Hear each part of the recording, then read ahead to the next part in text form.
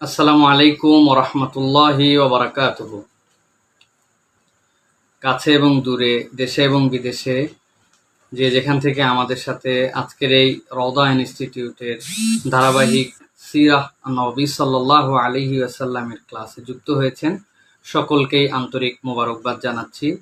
আহলান ওয়া সাহলান। আমরা আজকে রসুল আকরম সাল্লাল্লাহু আলাইহি ওয়াসাল্লামের জীবনীর সপ্তম ক্লাস আজকে আমাদের ধারাবাহিকতায় আমরা প্রবেশ করছি। আজকের ক্লাসের আমাদের বিষয় হচ্ছে রসুল আকরম সাল্লাল্লাহু আলাইহি ওয়াসাল্লাম মদিনায় যেভাবে শুরু হলো নতুন সমাজের প্রবর্তন, বিশ্ব বাস্তবতায় তার মূল্যায়ন ও রসুল আকরম সাল্লাল্লাহু আলাইহি ওয়াসাল্লাম এবং মদিনার বিরুদ্ধে ষড়যন্ত্র এবং তার মোকাবেলা।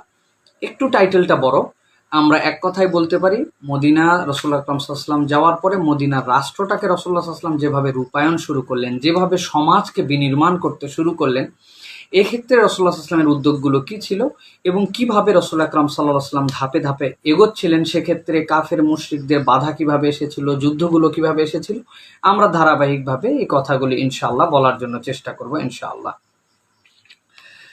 তো আল্লাহ রাব্বুল আলামিনের কাছে কৃতজ্ঞতা জানাচ্ছি, আপনাদের প্রতিও কৃতজ্ঞতা এবং শুকরিয়া জানাচ্ছি যে আলহামদুলিল্লাহ আপনারা আমাদের সাথে এতদিন পর্যন্ত যুক্ত আছেন।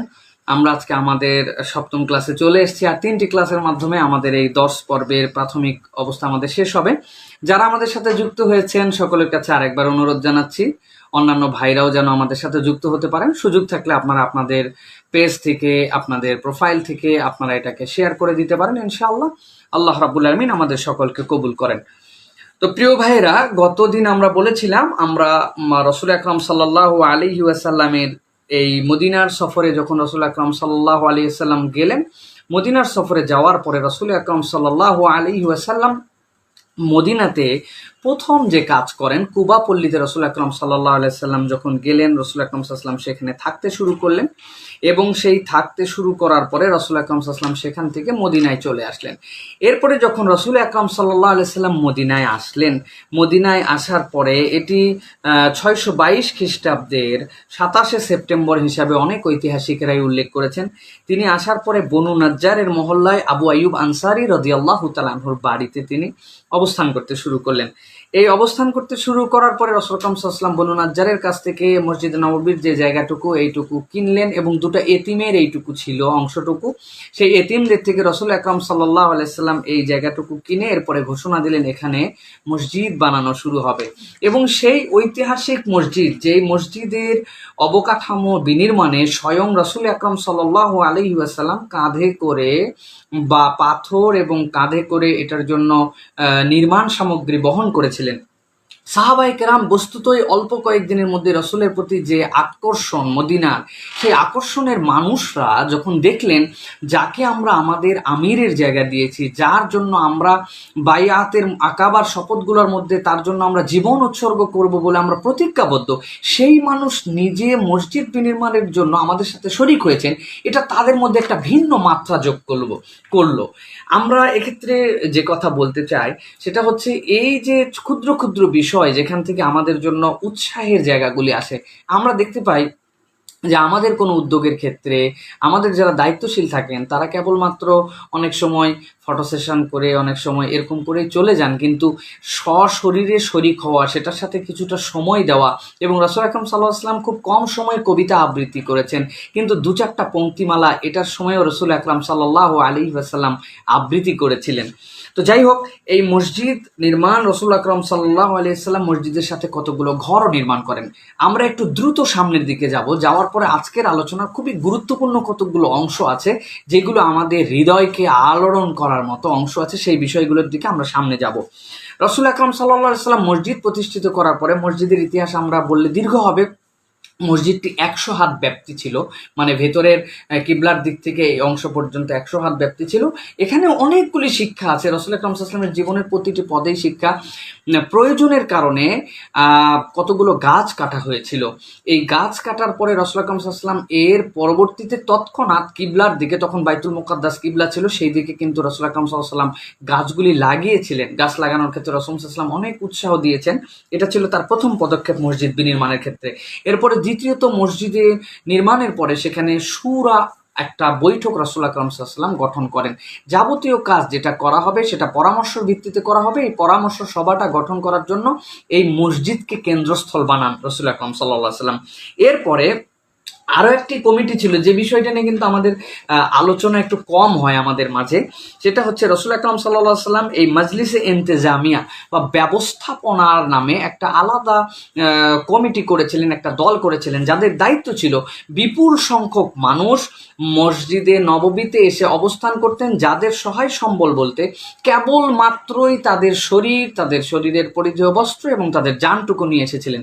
এই মানুষগুলো কিভাবে মসজিদে নববীতে থাকবেন, তারা কিভাবে খাবেন, এর জন্য কিন্তু একটা ব্যবস্থাপনা কমিটি ছিল। এইখান থেকে আমরা বুঝতে পারি যে কোনো দুর্যোগের ক্ষেত্রে যে আলাদা করে একটা ব্যবস্থাপনা কমিটি করা হয়, এর মধ্যে একটা বারাকা আছে, এর মধ্যে একটা রাসূল আকরাম সাল্লাল্লাহু আলাইহি ওয়াসাল্লামের সুন্নাহ আছে, এর দ্বারা কাজের গতি বৃদ্ধি পায়। মসজিদের শুরার যে আলোচনা, মজলিসের শুরার যে বৈঠক, তার দ্বারা কিন্তু মোটামুটিভাবে হয়ে যেত, কিন্তু তারপরেও তিনি এখানে আলাদা একটা ব্যবস্থাপনা কমিটি করলেন রাসূল আকরাম সাল্লাল্লাহু আলাইহি ওয়াসাল্লাম। এবং যেগুলো আপনাদের কাছে বলছি এর ভিত্তিটা ছিল মসজিদ। কেন বলছি আমরা সামনে গেলে আর একটু বুঝতে পারবো। এরপরে হিজরতের পরে পরে এই মসজিদ থেকে কিন্তু আজানের কার্যক্রম শুরু হয় এবং আজানের প্রচলনটা এই মসজিদ থেকে রাসূল আকরাম সাল্লাল্লাহু আলাইহি ওয়াসাল্লাম শুরু করান, যে এখানে আজানের মাধ্যমে সালাতকে সেখানে প্রতিষ্ঠিত করা হয়। এরপরে এই যখন রাসূল আকরাম সাল্লাল্লাহু আলাইহি ওয়াসাল্লাম উদ্যোগগুলো নিলেন এবং আস্তে আস্তে করে যখন এই পরিবেশ পরিস্থিতি প্রতিষ্ঠিত হতে শুরু করলো, ঠিক এরকম সময় রাসূল আকরাম সাল্লাল্লাহু আলাইহি সাল্লাম নতুন সমাজে প্রথম যে পদক্ষেপ নিলেন, যে কিভাবে একটি নতুন সমাজ, নতুন পরিবেশের মধ্যে সামাজিক সম্পর্ক স্থাপন করা যায়। এই জন্য রাসূল আকরাম সাল্লাল্লাহু আলাইহি সাল্লাম ভ্রাতৃত্ব স্থাপনের সম্পর্ক গ্রহণ করলেন। এর আগ পর্যন্ত পৃথিবীতে যত ধরনের ব্যবস্থাপনা ছিল, পৃথিবীতে কবিলাতান্ত্রিক, গোত্রতান্ত্রিক বিভিন্ন যে সকল ব্যবস্থাপনা আমরা দেখেছি, সেইগুলোতে আমরা দেখেছি কি আশ্রয়তান্ত্রিক ব্যবস্থা ছিল, যে তোমার সাথে আমার গোত্রের বন্ধুত্ব, তোমার সাথে আমার অঞ্চলের বন্ধুত্ব, তোমাকে আমি এই শর্তে আমার আশ্রয়ে তোমাকে অবস্থান দিলাম। কিন্তু রাসূলুল্লাহ সাল্লাল্লাহু আলাইহি ওয়াসাল্লাম এই সকল সিস্টেমকে ভেঙে দিয়ে ভ্রাতৃত্বের বন্ধনে আবদ্ধ করলেন, যে তোমাকে তোমার সাথে ভাই বানানো হলো, মুহাজিরদের সাথে আনসারদেরকে ভাই প্রতিস্থাপন করা হলো।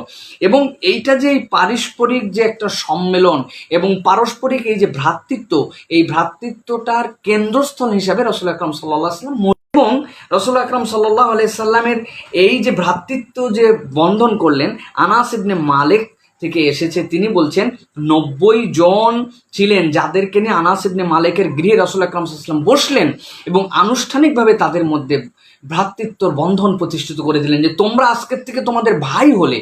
এই ভাইয়ের সূত্রটা কি? এই ভাইয়ের সূত্র হচ্ছে ঈমান। এই ভাইয়ের সূত্র হচ্ছে তোমাদের মধ্যে যে ঈমানি ইখওয়া, এইটা তোমাদের মধ্যে প্রতিষ্ঠিত হলো। আল্লাহ রাব্বুল আলামিন আয়াতে কারিমা দিয়েছেন, ইন্নামাল মুমিনুনা ইখওয়া ফাসলিহু বাইনা আখাওয়াইকুম, নিশ্চয়ই প্রত্যেকটা ঈমানদাররা ভাই ভাই, সুতরাং তোমরা তাদের মধ্যে ভ্রাতৃত্বের যে সকল বিভেদ থাকে এগুলো দূর করে তোমাদের মধ্যে, তাদের মধ্যে ইসলাহ করে দাও, তাদের মধ্যে সুলহ করে দাও, তাদের মধ্যে ভ্রাতৃত্ব প্রতিষ্ঠিত করে দাও। এখানে একটুখানি বলে রাখি আপনাদের কাছে, মদিনায় প্রসিদ্ধ 3টা গোত্র ছিল, এটা আপনাদেরকে মনে রাখতে হবে।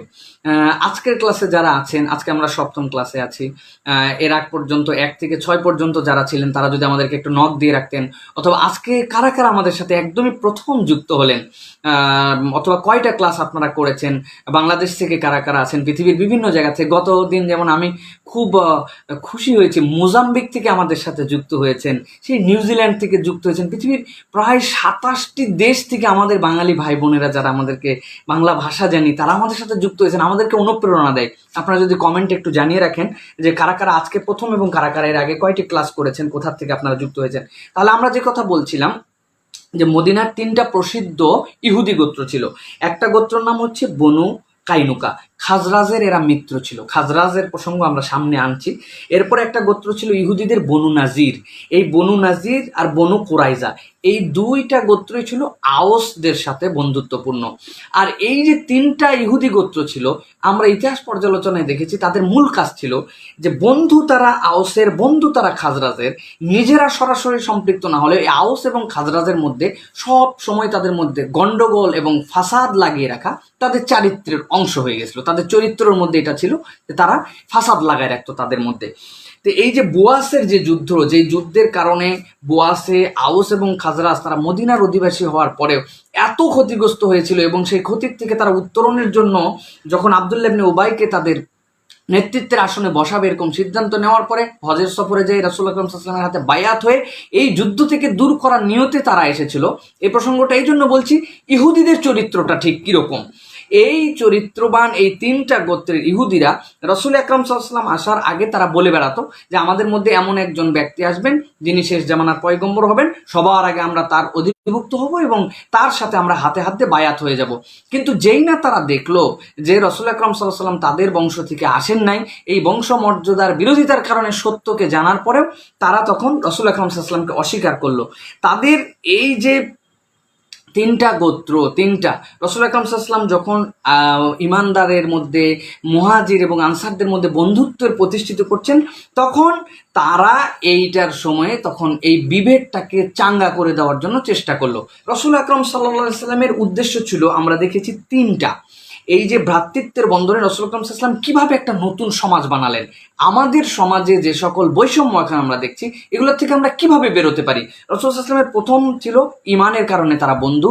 রাসূল সাল্লাল্লাহু আলাইহি ওয়াসাল্লামের এরপরে স্টেপ ছিল জাহেলি যুগের অহমিকার পতন ঘটানো।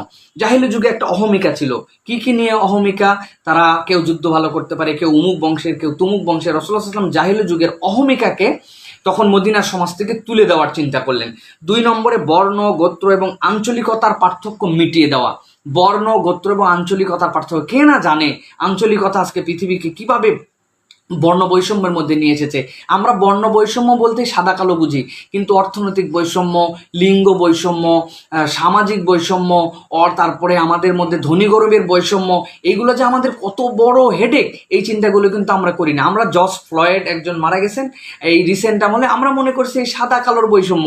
ইসলাম তো এই সাদা কালোর বৈষম্য প্রথম দিনেই মিটিয়ে ফেলেছিল। হজরতে সাইয়েদেনা বেলালকে যখন আপনাদের কাছে বলেছি আগের ক্লাসে, হজরত আবু বকর সিদ্দিক যখন তাকে গ্রহণ করলেন, তাকে উন্মুক্ত করে বুকের সাথে জড়ায় নিলেন, বৈষম্য সেদিনেই শেষ সাদা কালোর। কিন্তু বাকি বৈষম্য যেইগুলো রইল, এইগুলো কিভাবে রাসূল আকরাম সাল্লাল্লাহু আলাইহি ওয়াসাল্লাম দূর করলেন, আমরা কিন্তু এটা নিয়ে দেখতে পাচ্ছি এখন আমাদের সমাজের মধ্যে রয়েছে। আমি আজকের আমাদের আলোচ্য বিষয়টা এই জন্য বারবার আমি বলছি, যে কয়জনই আমাদের সাথে যুক্ত হন, একজনও যদি থাকেন, নাও থাকলেও আমরা আমাদের কথা কিন্তু বলবো, কারণ এটা অনলাইনে থেকে যাবে। আল্লাহর কোনো একটা বান্দা যদি এখান থেকে শিক্ষা নিতে পারেন। উঁচু নিচুর মানদণ্ড মিটিয়ে মানবতা এবং তাকওয়া প্রতিষ্ঠায়, 3টা পয়েন্ট আপনাদেরকে মনে রাখতে হবে এবং আপনাদেরকে এটা লিখে ফেলতে হবে যদি আপনারা পারেন। 1 নম্বর, জাহেলি যুগের অহমিকার পতন। রাসূলুল্লাহ সাল্লাল্লাহু আলাইহি ওয়াসাল্লাম মদিনায় ঢোকার পরে এই ভ্রাতৃত্বের জন্য যেটা প্রতিষ্ঠিত করলেন, সেখানে ঘোষণা দিলেন এটার মধ্যে আর কোনো সম্পর্ক নাই। জাহেলি যুগের অহমিকার পতন, বর্ণ, গোত্র এবং আঞ্চলিকতার পার্থক্য মিটানো এবং উঁচু নিচুর মানদণ্ড মিটিয়ে মানবতা এবং তাকওয়া প্রতিষ্ঠিত করা রাসূল আকরাম সাল্লাল্লাহু আলাইহি ওয়াসাল্লামের মিশন ছিল। এরপরে রাসূলুল্লাহ সাল্লাল্লাহু আলাইহি ওয়াসাল্লাম ইসলামে সহযোগিতার একটা অঙ্গীকার নামা নিলেন। কেবলমাত্র মুখে মুখে বলাই নয়, একটা অঙ্গীকার নামা রাসূল আকরাম সাল্লাল্লাহু আলাইহি ওয়াসাল্লাম করালেন, যে এই অঙ্গীকারের মধ্যে আমরা যেটা নিয়ে আসলাম, রাসূল আকরাম সাল্লাল্লাহু আলাইহি ওয়াসাল্লামের এই অঙ্গীকার নামা আমরা যদি দেখি, তাহলে আমরা দেখতে পাবো রাসূল আকরাম সাল্লাল্লাহু আলাইহি ওয়াসাল্লাম সেই অঙ্গীকার নামার মধ্যে কতগুলো বিষয় দিয়েছিলেন। এর একটা বিষয় ছিল যে আল্লাহর জিম্মা হবে এক, একজন সাধারণের দেয়া অঙ্গীকারও সকল মুসলমানের উপর প্রযোজ্য হবে। সুবহানাল্লাহি বিহামদি। দেখুন সামাজিক দায়বদ্ধতাটা কি, এর মধ্যে যে কত বড় কথা আছে। আমি আরো একবার বলছি, আপনারা একটু চিন্তা করেন। আল্লাহর জিম্মা হবে এক, একজন সাধারণের দেওয়া অঙ্গীকারও সকল মুসলমানের উপর প্রযোজ্য হবে। এখন আমি একটা সমাজের মধ্যে সবাই আমরা ভাই ভাই হয়েছি, আমরা ইমানের বন্ধনে আছি। আমি হুট করে কোনো একটা যদি কমিটমেন্ট কারো কাছে করি, আর এই কমিটমেন্ট আমাদের সকলকে যদি রাখতে হয়, তাহলে আমার এই কমিটমেন্ট করার আগে আমাকে কতটুকু ভেবে চিন্তে করতে হবে এবং সমাজে আমার কি দায়বদ্ধতা। সুতরাং কেউ বাজে একটা কমিটমেন্ট করে ফেলবে, কারো সন্তান একটা বাজে কাজ করে ফেলবে, আর আমরা সবাই আশপাশের লোক চুপ করে থাকবো, তার সন্তানই কেবল দায় নিবে এই নয়, বরং তোমার সন্তান কেন খারাপ হলো, এই সমাজের সকলের তার দায় আছে। সুতরাং আমি তাকে ভালো করার চেষ্টা করবো, পাশের জন। রাসূল আকরাম সাল্লাল্লাহু আলাইহি ওয়াসাল্লাম কি বিউটিফুল একটা সিস্টেম করলেন। অনেকগুলো ধারা আছে এর মধ্যে, এই ধারাগুলো 16টি ধারা। সেই ধারাগুলি বলতে গেলে আমাদের জন্য অনেক সময় লাগবে, আমি জিস্ট আপনাদের কাছে 4-5টির কথা বলছি। এরপরে রাসূল সাল্লাল্লাহু আলাইহি ওয়াসাল্লাম বললেন, মুমিনরা সম্মিলিতভাবে অন্যায়কারীর বিরুদ্ধে প্রতিরোধ করবে। কোনো একটা অন্যায় হয়েছে, আমি বলতে পারবো না না এর সাথে আমার স্বার্থ নাই, অথবা আমি এর সাথে জড়িত হব না, এরকম কোনো কথা বলা যাবে না। রাসূল সাল্লাল্লাহু আলাইহি ওয়াসাল্লাম এই অঙ্গীকার নিচ্ছেন তাদের কাছ থেকে, সম্মিলিতভাবে এর প্রতিরোধ করতে হবে। অন্যায়কারী সে যে কারোই সিদ্ধান্ত সন্তান হোক না কেন, এই সিদ্ধান্তের কোনো পরিবর্তন হবে না। রাসূল আকরাম সাল্লাল্লাহু আলাইহি ওয়াসাল্লাম প্রথম দিনেই সাম্যের বিধান মদিনা রাষ্ট্রকে মসজিদ নববী বানানোর পরেই অঙ্গীকারনামার মধ্যে তাদের থেকে নিলেন। এরপরে রাসূল আকরাম সাল্লাল্লাহু আলাইহি ওয়াসাল্লাম বললেন, যে সকল ইহুদি আমাদের অনুগত হবে তাদেরকে সাহায্য করা হবে, তারা অন্যান্য মুসলমানদের মতোই ব্যবহার পাবে, তারা অন্য ধর্মাবলম্বী বলে তাদের সাথে আমরা খারাপ ব্যবহার করব এরকম নয়, তবে শর্ত হচ্ছে এই সকল শর্ত সাপেক্ষে তাদেরকে আমাদের সাথে একত্রিত হতে হবে। মুসলমানরা যেরকম শর্ত করেছে যে তারা যেরকম অন্যায়ের প্রতিকারে সবাই একসাথে থাকবে, অঙ্গীকার আল্লাহর জন্য হবে, অঙ্গীকার আমরা ভঙ্গ করব না, এই সকল নির্ধারিত পদ্ধতি তারা আমাদের সাথে আসলে আমাদের কাছে ইহুদিরাও তাদের মতো সুন্দর আচরণ পাবে। যে ইহুদিরা প্রথম দিন থেকে রাসূল আকরাম সাল্লাল্লাহু আলাইহি ওয়াসাল্লামের বিরোধিতা করছে, রাসূল আকরাম সাল্লাল্লাহু আলাইহি ওয়াসাল্লাম তাদের ব্যাপারে এই সিদ্ধান্তগুলো দিলেন। যাই হোক, এইভাবে সমাজ ব্যবস্থার উপরে রাসূল সাল্লাল্লাহু আলাইহি ওয়াসাল্লাম যখন বাহ্যিক প্রভাব যখন এইগুলো দিচ্ছেন, যখন অঙ্গীকার নিচ্ছেন, এই সকল কথাবার্তাগুলো রাসূল সাল্লাল্লাহু আলাইহি ওয়াসাল্লাম বলছেন, সাথে সাথে রাসূল আকরাম সাল্লাল্লাহু আলাইহি ওয়াসাল্লাম মূল যে মিশন, সেই মিশনটার ক্ষেত্রে রাসূল আকরাম সাল্লাল্লাহু আলাইহি ওয়াসাল্লাম অগ্রগামী হলেন। সেটা কি? আভ্যন্তরীণ মান উন্নয়ন। মানুষের আভ্যন্তরীণ মান উন্নয়ন যদি না থাকে, অভ্যন্তরীণ প্রভাব যদি না থাকে, তাহলে এই সমাজ, এই যে রাসূল আকরাম সাল্লাল্লাহু আলাইহি ওয়াসাল্লাম যে প্রতিষ্ঠানকে দাঁড় করাতে চাচ্ছেন মদিনায়, এটা থাকবে না। এই জন্য রাসূল আকরাম সাল্লাল্লাহু আলাইহি ওয়াসাল্লাম সাহাবীদের প্রশিক্ষণ, আত্মশুদ্ধি, উন্নত স্বভাব, চরিত্র গঠন, এগুলোর জন্য অব্যাহত প্রভাব চালাতেন, যেটার জন্য রাসূল আকরাম সাল্লাল্লাহু আলাইহি ওয়াসাল্লামের জন্য ইব্রাহিম আলাইহিস সালাম দোয়া করে গিয়েছিলেন যে হে আল্লাহ, ওয়া বা'আস ফীহিম রাসূলাম মিনহুম ইয়াতলু আলাইহিম আয়াতিকা ওয়া ইউযাক্কিহিম ওয়া ইউআল্লিমুহুমুল কিতাবা ওয়াল হিকমা। এই চারটার ভিত্তিতে রাসূল আকরাম সাল্লাল্লাহু আলাইহি ওয়াসাল্লাম সাহাবীদেরকে নিয়মিত দর্স, নিয়মিত খুতবা, নিয়মিত, এর জন্য কি হলো? মসজিদে নববীকে কেন্দ্রস্থল বানানো হলো। এরপরে রাসূল আকরাম সাল্লাল্লাহু আলাইহি ওয়াসাল্লাম যে ভিত্তি দিলেন, এই যে আভ্যন্তরীণ এবং বাহ্যিক, এই দুটা মিলায়ে আমরা দেখেছি মহাব্বত, ভালোবাসা, সম্মান, মর্যাদা এবং ইবাদত বন্দেগীর কতকগুলো রাসূল আকরাম সাল্লাল্লাহু আলাইহি ওয়াসাল্লাম পদ্ধতি মানুষের সামনে উপস্থাপন করতে শুরু করলেন। আমি ছোট্ট একটা হাদিস আপনাদের কাছে উপস্থাপন করি। আব্দুল্লাহ ইবনে সালাম তিনি রাসূল আকরাম সাল্লাল্লাহু আলাইহি ওয়াসাল্লামের ব্যাপারে বলছেন, আমি প্রথম দিন, আব্দুল্লাহ ইবনে সালাম প্রথম দিন নবী করিম সাল্লাল্লাহু আলাইহি ওয়াসাল্লামকে আগে দেখেন নাই, আল্লাহ রাসূলের কাছে আসলেন। আসার পরে আল্লাহ রাসূল সাল্লাল্লাহু আলাইহি ওয়াসাল্লামকে দেখেই বললেন, যারা আমাকে বলেছে যে এই লোকটা খারাপ, এই লোকের চেহারা দেখার পরে আমি সাক্ষ্য দিচ্ছি ইনার চেয়ে ভালো মানুষ হওয়া সম্ভব না, তার চেহারা তার মধ্যে এমন প্রভাব ফেললো। এরপর আব্দুল্লাহ ইবনে সালাম বর্ণনা করতেছেন যে রাসূল আকরাম সাল্লাল্লাহু আলাইহি ওয়াসাল্লাম আমাকে দেখার পরে কতগুলো নির্দেশনা দিলেন। এক নম্বর নির্দেশনা দিলেন আফশুস সালাম, সুবহানাল্লাহি বিহামদিহি।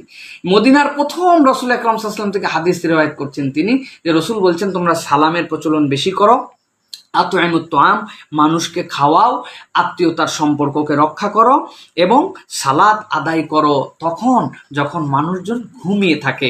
রাসূল আকরাম সাল্লাল্লাহু আলাইহি ওয়াসাল্লাম এই চারটা নির্দেশনা তাকে দিলেন, সালাম বিনিময় করো, আত্মীয়তার সম্পর্ক রক্ষা করো, মানুষকে খাওয়াও, আর যখন মানুষ ঘুমায় তখন তুমি সালাত আদায় করো। আল্লাহ রাসূল বললেন তুমি নিরাপদে জান্নাতে যেতে পারবে। এই যে চারটা ভিত্তি, এই ভিত্তিগুলোর মধ্যে যে কি মহব্বত, কি যে আন্তরিকতা এবং কিভাবে যে একটা সমাজ বিনির্মাণ হতে পারে, এই দীক্ষাগুলো রাসূল আকরাম সাল্লাল্লাহু আলাইহি ওয়াসাল্লাম দিয়েছিলেন। মুমিনের জন্য এরপর রাসূল সাল্লাল্লাহু আলাইহি ওয়াসাল্লাম আরো ঘোষণা দিয়েছেন, মুমিনের জন্য ইমারত স্বরূপ, এর যদি কোনো একটা অংশ আক্রান্ত হয় পুরো শরীর আক্রান্ত হবে, পুরোটা যদি ভালো থাকে তাহলে ইমারতটা একদম বলিষ্ঠ থাকবে। রাসূল আকরাম সাল্লাল্লাহু আলাইহি ওয়াসাল্লাম এই ভ্রাতৃত্বের বুনিয়াদগুলা এইভাবে তাদের সামনে উপস্থাপন করতে শুরু করলেন। এইভাবে যখন চলতে শুরু করলো রাসূল আকরাম সাল্লাল্লাহু আলাইহি সাল্লামের এই দাওয়াতি কার্যক্রম, ইত্যবসরে আমরা বলেছি, আপনাদের মনে আছে কিনা, মদিনায় কয়টা ইহুদিদের গোত্র ছিল? আপনাদের মনে থাকলে আপনারা একটা থাম্বনেল দিতে পারেন। একটু আগে আপনাদের কাছে আলোচনা করা হয়েছে, মদিনাতে ইহুদিদের কয়টা গোত্র ছিল? 3টা গোত্র ছিল। আউসের সাথে একটা সম্পৃক্ত ছিল, খাজরাজের সাথে একটা সম্পর্ক ছিল, আউসের সাথে বাকি 2টার মহব্বত ছিল। তারা একটা গোত্র ছিল মদিনার অভ্যন্তরে থাকতো, আরেকটা গোত্র থাকতো বাহিরে থাকতো। এই যে এই 3টা গোত্র, এই গোত্রগুলোর মধ্যে রাসূল আকরাম সাল্লাল্লাহু আলাইহি ওয়াসাল্লাম তাদের সাথে এরপরে বললেন যে এই মানুষগুলা যতই বলা হয় তাদেরকে ইসলামের দিকে আহ্বান করা হয়, তারা ইসলামকে গ্রহণ করার কথা বলা হয়, কিন্তু এই মানুষগুলো ছিল সবসময় ইসলামকে নিয়ে কূটকৌশল করার চেষ্টা করত। রাসূল আকরাম সাল্লাল্লাহু আলাইহি ওয়াসাল্লাম তখন মুসলমানদের মধ্যে আকীদা, বিশ্বাস, রাজনীতি এবং একক শৃঙ্খলা ব্যবস্থাপনার মাধ্যমে যখন সমাজকে সংস্কার করতে যাচ্ছেন, সেই সময়ে কতকগুলো মানুষ এই ইহুদিদের মধ্যে থেকে বারবার এগুলোর মধ্যে বিভিন্ন ধরনের বিশৃঙ্খলা করত। রাসূল আকরাম সাল্লাল্লাহু আলাইহি ওয়াসাল্লাম সেই সময় একটা চুক্তি করেছিলেন তাদের সাথে, বিশ্বের ইতিহাসে উদারতা, মানসিক প্রশস্ততা এবং এমন ধরনের সুন্দর নিয়মকানুন সমৃদ্ধ কোনো ধরনের একটা সমকালীন চিন্তার বাস্তবতায় কোনো চুক্তি হয়েছিল পৃথিবী কেউ প্রমাণ করতে পারবে না। রাসূল আকরাম সাল্লাল্লাহু আলাইহি ওয়াসাল্লামের এই চুক্তিকে এই জন্য বলা হয় প্রথম পৃথিবীর লিখিত সংবিধান, যেটার মাধ্যমে লিখিত পূরিত করা হয়েছিল। এর আগ পর্যন্ত লেখা হতো না, মুখে মুখে চলতো। রাসূল আকরাম সাল্লাল্লাহু আলাইহি ওয়াসাল্লাম সেখানে কি উপস্থাপন করলেন? রাসূল আকরাম সাল্লাল্লাহু আলাইহি ওয়াসাল্লাম সেখানে কতকগুলো বিষয় উপস্থাপন করলেন, যে উপস্থাপিত বিষয়গুলো ছিল অনন্য। রাসূল আকরাম সাল্লাল্লাহু আলাইহি সাল্লাম ইহুদিদের সাথে যখন চুক্তি করতে শুরু করলেন, এই চুক্তিটাকে ইহুদিদের সাথে চুক্তি বলা হচ্ছে এই জন্য যে তারা মদিনায় তারা ছাড়া সেই মুহূর্তে কেউ মদিনাকে রসুলের আনুগত্যের বাহিরে কল্পনা করতো না, কিন্তু তারা এটা চিন্তা করতো এবং রসুল সাল্লাল্লাহু আলাইহি ওয়াসাল্লাম এই দূরদর্শী চিন্তায় তাদের সাথে কতকগুলো চুক্তিতে এসেছিলেন। এই চুক্তির ধারার মধ্যে আমরা দেখতে পেয়েছি যে বিষয়গুলো ছিল যে বনু আউফের ইহুদিরা মুসলমানদের সাথে মিলিত হয়ে একই উম্মাহ হিসেবে বিবেচিত হবে। ইহুদি ও মুসলমানরা নিজ নিজ আমলের উপরে অটল থাকবে। যদি তারা ইসলাম গ্রহণ করার দাওয়াত দেওয়া হবে, কিন্তু না করলেও তার আমলের প্রতি অটল থাকবে। এতে মুসলমানরা মুসলমানদের আমল করবে, তাদেরকে তাদের আমল করতে দেওয়া হবে, তাদের সাথে ক্ল্যাশ হবে না। কিন্তু বনি আউফ ছাড়া অন্যান্য যারা ইহুদিরা আছে, তারাও যদি বনি আউফের মতো এরকমভাবে সম্প্রীতি বজায় রাখতে চায়, তাদের সাথে সুন্দর আচরণ করা হবে, তাদের সাথে খারাপ আচরণ করা হবে না। দেখুন আজকের পৃথিবীতে আমাকে যে ইসলামের একটু কাজ করে অথবা যাকে পছন্দ হয় না, ডাইরেক্ট আমরা কি গালি দেই? আমাদের প্রধান গালি হচ্ছে ইহুদির দালাল, আমরা বলে ফেলি। কিন্তু আর ইহুদিরা এবং খ্রিস্টানরা তারা যে সত্যি ইসলামের বিপক্ষে নানান ধরনের ষড়যন্ত্র করে, এটা গায়রিল মাগদুবি আলাইহিম ওয়ালাদ-দাল্লিন বলে আল্লাহ কিয়ামত পর্যন্ত মানুষকে জানিয়ে রেখেছেন। কিন্তু সেই ইহুদিদের সাথে স্বয়ং মুহাম্মদুর রাসূলুল্লাহ সাল্লাল্লাহু আলাইহি ওয়াসাল্লাম কি ব্যবহার করেছেন তাদের সাথে? একটা রাষ্ট্রের ভিত দিতে হলে কি করতে হয়, রাসূল আকরাম সাল্লাল্লাহু আলাইহি ওয়াসাল্লাম এই ব্যবস্থাপনা তাদের সাথে করেছেন। এরপরে এই চুক্তির অংশ হিসেবে আরেকটা অংশ ছিল মজলুমকে সাহায্য করা হবে। কোনো ব্যক্তি তার মিত্রের কারণে অপরাধী বিবেচিত হবে না। কোনো ব্যক্তি তার মিত্রের কারণে, আমার বন্ধু সে অপরাধ করছে, তুই তোর দোস্ত ছিলি, এই জন্য তোরেও সাইজ করে দেওয়া হবে, বিষয়টা এরকম ছিল না। ইহুদিদের সাথে রাসূল আকরাম সাল্লাল্লাহু আলাইহি সাল্লামের এই চুক্তি। এরপর আরেকটা চুক্তির ধারা ছিল, যতদিন যাবৎ যুদ্ধ চলতে থাকবে ততদিন পর্যন্ত ইহুদিরাও মুসলমানদের সাথে যুদ্ধের ব্যয়ভার বহন করবে। যেহেতু এই মদিনাকে রক্ষা করতে হবে, মদিনা আমাদের জন্য একটা আবাসস্থল, এই আবাসস্থল যদি আক্রান্ত হয় তাহলে কেউ বলবে যে এটা মুসলমানদেরকে রক্ষা করতে হবে, এরকম না। সমতার ভিত্তিতে সকলকে এটাতে শরিক হতে হবে। এই চুক্তির অংশীদারের সকলের জন্য মদিনার দাঙ্গা হাঙ্গামা, হত্যা এবং রক্তপাত নিষিদ্ধ থাকবে। মদিনার ভিতরে কোনো রকম দাঙ্গা হাঙ্গামা কিচ্ছু চলবে না। এবং একই সাথে সর্বোচ্চ হিসাবে রাসূল আকরাম সাল্লাল্লাহু আলাইহি ওয়াসাল্লাম এখানে বলেছিলেন যে এই চুক্তি কোনো অত্যাচারী বা অপরাধীর জন্য আড়াল হবে না। এই চুক্তি করার মানে এরকম না যে এই চুক্তির মাধ্যমে কোনো অপরাধীকে আড়াল করে দেওয়া হবে, এই জন্য এই চুক্তি নয়। এই যে এইভাবে রাসূল আকরাম সাল্লাল্লাহু আলাইহি ওয়াসাল্লাম মদিনায় একটা সামাজিক রাষ্ট্রের রূপ দান করলেন। তাহলে আমরা এখানে তিনটা বিষয় খেয়াল করুন। এক নম্বর, রাসূল আকরাম সাল্লাল্লাহু আলাইহি ওয়াসাল্লাম একটা মসজিদ প্রতিষ্ঠিত করলেন এবং সেটাকে সম্মেলন স্থল হিসেবে সেখানে বানালেন। দুই নম্বর, মানুষের বাহ্যিক যে সকল বিষয় থাকে, এই বাহ্যিক বিষয়গুলোর ক্ষেত্রে মানুষ যেন একজন আরেকজনের প্রতি সদয় হয়, একজন আরেকজনের প্রতি ভালোবাসা হয়, একজন আরেকজনের মধ্যে ভ্রাতৃত্বের বন্ধনে আবদ্ধ হয়, এটার ক্ষেত্রে রাসূল আকরাম সাল্লাল্লাহু আলাইহি ওয়াসাল্লাম উদ্যোগ নিলেন। সাথে সাথে আভ্যন্তরীণ উদ্যোগ গ্রহণ করলেন যে মানুষের যেন মানসিক বিকাশটা সুন্দর হয়। এই তিনটাই কিন্তু মৌলিক অবকাঠামো আমাদের জন্য একটা সমাজ বিনির্মাণের। এরপরে রাসূল আকরাম সাল্লাল্লাহু আলাইহি ওয়াসাল্লাম চুক্তিবদ্ধ হলেন যে এগুলো কেবল মুখে মুখে নয়, একটা অঙ্গীকার মুসলমানদের সাথে মুসলমানদের থাকবে, আরেকটা অন্যান্যরা যারা ইসলাম গ্রহণ করেনি তাদের সাথে একটা চুক্তি থাকবে, যেটা মদিনার রাষ্ট্রকে নিরাপত্তা দেওয়ার জন্য কার্যকর হবে। এবার আসুন সংঘাত এবং বিপর্যয়গুলো কিভাবে আসতে শুরু করলো। যখন মদিনায় রাসূল আকরাম সাল্লাল্লাহু আলাইহি ওয়াসাল্লাম অল্প দিনের মধ্যে, যে কথাগুলো আপনাদেরকে বলছি এইগুলা 6 মাসের মধ্যে রাসূল আকরাম সাল্লাল্লাহু আলাইহি ওয়াসাল্লাম মদিনাকে একটা অবকাঠামোর মধ্যে নিয়ে চলে আসলেন। মদিনার একটা নিয়মতান্ত্রিক সমাজ ব্যবস্থা প্রতিষ্ঠিত হয়ে গেল। এবং এই যে ভ্রাতৃত্ব প্রতিষ্ঠা করে, এগুলোর মধ্যে এত মজার মজার ঘটনা আছে, সুবহানাল্লাহি বিহামদি। রাসূল যখন ভাইকে ভাই বানায় দিলেন মদিনায়, তখন এমনও লোক ছিলেন যিনি বলেন আমার অর্ধেক খেজুরের বাগান আপনার, আমার অর্ধেক সম্পত্তি আমার 2 জন স্ত্রী আছে, আমি একজনকে তালাক দেবো ইদ্যতের পরে, তাকে আপনি বিয়ে করবেন। তারা এইরকম মহাব্বতের সম্পর্কের মধ্যে গিয়েছিলেন। এই ঘটনাটা এই জন্য বললাম, এই সাহাবীর কাছে যখন এই ভাই মহব্বতের ভিত্তিতে, ভ্রাতৃত্বের ভিত্তিতে এই কথা বললেন, তখন তিনি বললেন, আপনার আল্লাহ সম্পদে, আপনার সব কিছুতে বরকত দান করুক, আমি আপনার ভাই হিসাবেই থাকবো, তবে আমাকে একটু বাজারটা দেখিয়ে দিবেন, কোন দিকে বাজার আছে। এরপরে রাসূল আকরাম সাল্লাল্লাহু আলাইহি ওয়াসাল্লাম সেই সাহাবীকে মদিনার সেই ভাই বাজার দেখায় দিলেন। তিনি ঘি এবং পনির মাখনের অল্প কিছু তার চালান ছিল, এটা নিয়ে ব্যবসা করতে করতে একসময় মদিনার তিনি অন্যতম একজন বড় ব্যবসায়ী হয়ে গিয়েছিলেন।